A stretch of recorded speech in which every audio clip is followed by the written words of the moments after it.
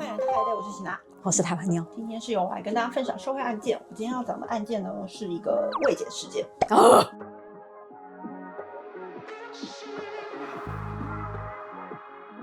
案件呢是发生在2005年首尔广金区的九一洞这个地方，有一个17岁的少年，当天晚上呢跟朋友去网咖里面玩得比较晚，搭公车的时候呢就等不到最后一班末班车，那他就跟他的朋友说，那我搭地铁好了。然后他当时有打电话给妈妈说他要回家报个平安，之后呢他人就出现在医院了，死亡了。他当时的尸检报告呢是显示他的腹部这边有一个非常深的刀伤，刺到他的大动脉，大量失血而死的。除此之外没有其他反抗的痕迹，没有其他比较大的伤痕，非常明显的是他杀的痕迹。恨意比较深的犯案手法会刺心脏或者是脖子的动脉，比较要害的，比较要害的。但是呢刺腹部不知道会伤到多少，推测是应该是初犯或误伤，因为他刺得很深，确定是要把他杀死的心态。被害者是一个姓韩的男同学，甚至呢倒地的地点呢100公尺内的距离就有一个警察局，紧急出动了40名的警力要去抓犯人，很快的就抓到他同学校的2个同学。警方是怎么抓到这2个同学呢？当初这个韩姓少年他死掉的时候，他手里是拿着手机的，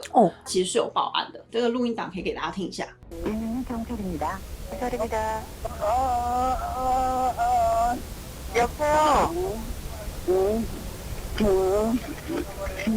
猜测会不会是他在说犯人的名字，可是因为他的录音档不是很清楚的说台湾妞台湾妞这样子，非常不清楚的，但是又好像有什么东西，所以警方是用那个关键字去找类似的发音，抓到这2个分别是姓金跟姓郑的男同学之外呢，找到一个目击证人，而是当时在附近加油站的工读生，是一个姓允的工读生。他说呢，他当时在值晚班看到说有一个男生被后面2个男生追，金氏跟郑氏的陈述书上也写说他们确实有杀害韩氏，一个自白。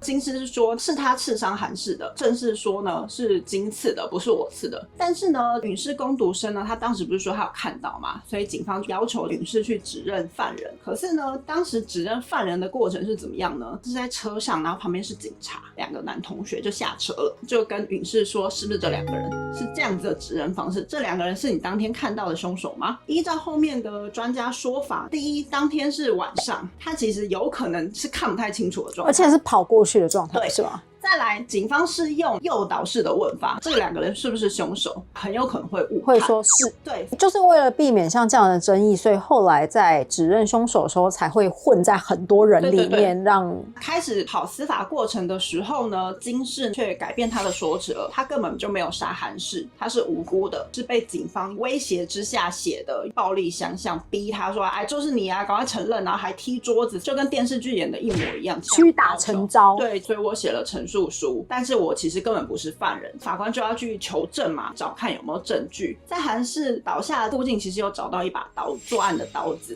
但是呢上面是没有找到任何指纹的。警方的说辞是这个刀具它本身材质是不容易留指纹的，刀子算是唯一的物证，可是因为这个物证无解，等于这个案子是没有任何的证据。最后的结论是法院宣判金氏无罪释放，所以最后是没有抓到犯人的。这个案件呢后来被韩国的电视节目去重新调查嘛，金氏就说他当时就是被警方屈打成招啦，警方还跟他说进去关个几年就出来啦，你就因为那时候未成年，你不要想太多，你就写吧，就说你是犯人，然后还毒打他，所以他当下写了这个陈述书。虽然这个刀具啊是没有指纹的，可是它其实是可以验 DNA 的，以现在的科学技术来说，现代的科学。But 事情已经结束了，所以那个证据已经被消灭了，所以要现在去验也没办法验了。科学办案的重要性。对啊，那这个案件呢后面还有个 episode， 广金区九一洞这个地方它非常接近汉江公园，那个年代其实有非常多不良少年，他们常常在汉江公园骑着摩托车在那边叫嚣啊，在那边玩耍，在这边活动的时候会有一些抢劫勒索，有一些暴力活动啊。后面有人在猜说会不会其实韩姓少年是被暴力集团杀死的，也不一定，因为就没有证据，只是有做一个这样的猜测。甚至呢加油站打工这个允氏，他不是出来指证说他有看看到犯人嘛。过了几天之后呢，突然有一群人骑着摩托车经过，他还敲他的头，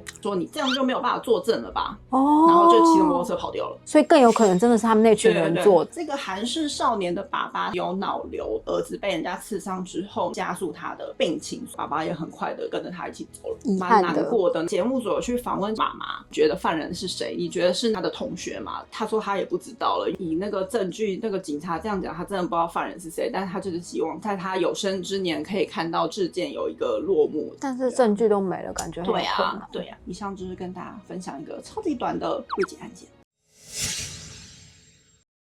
Left my doubts at home tonight. Me confidence can't come and take a bite. My skin, my hair, they shine so bright. Tonight's the night, it feels so right. Careless, fearless, standing tall. Limitless and powerful. Stronger than I've been before. I'm here to hit the dance floor. Babe, you don't know it took some time for me to feel right. For me to feel like I got my satin dress on. You know it.No one's gonna stop my dancing feet. I'm on it, iconic. Got my body moving to the beat. 婚夫恰恰已经在台湾、韩国各通路上市喽。详情请看下方资讯栏。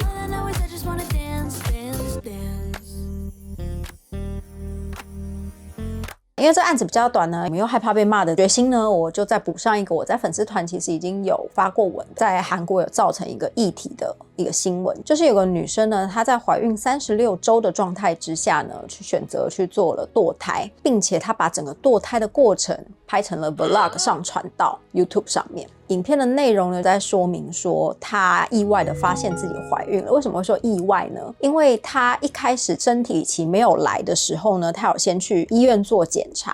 第一家医院呢是跟她讲说，应该是她多囊的问题，而导致于荷尔蒙分泌不正常，所以乱经这样子。但因为她一直都知道自己有多囊的问题，所以她就没有追究这件事情。后来她的肚子就慢慢的大起来，当下就是想说，哦，因为荷尔蒙乱掉的关系。然后自己变得好胖啊，这样子的想法。后来她再去检查的时候呢，居然已经怀孕36周了。她当下非常的惊慌，也非常的傻眼，觉得她自己没有能力照顾这个小孩，她也不想要生这个小孩，所以她开始四处的找医院，想要把这个小孩拿掉。陆陆续续问了非常多家了以后，可以看到她在影片里面呢，就是有去超音波，36周嘛，其实已经非常的大了。医生也是有跟她讲说，你这个不能拿，你就是要生下来了。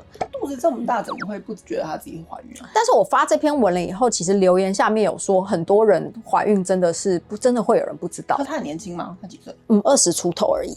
但20出头也不可能到不知道，如果是10几岁就算了，36周已经是可以出生的状态。